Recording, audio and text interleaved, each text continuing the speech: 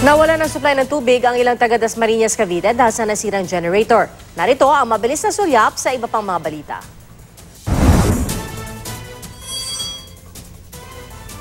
Pinoy sa California, sugatan sa pamamaril sa Fillmore Heritage Center sa San Francisco.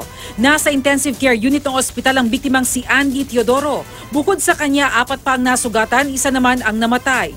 Naglalakad lang si Teodoro sa Fillmore District nang umalingaw-ngaw ang sunod-sunod na putok ng baril. Aktor na si Migo Adecer nagpiyansa na para sa reklamong disobedience to person in authority. Umalma-umano siya sa mga pulis na umaresto sa kanya. Nasagi rin umano na aktor ang mga nakamotorsiklong empleyado ng MMDA na sina Rogelio Castillano at Michelle Papin. Nagtamo ng pinsala sa balikat si Castillano habang gasgas sa braso ang angkas na si Papin.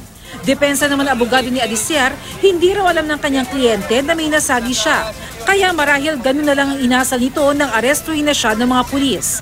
Humihingi na rin ng paumanin si Adecer sa mga pulis. Nagpasya naman ang 2 empleyado ng MMDA na hindi na sila maghahabla laban sa aktor.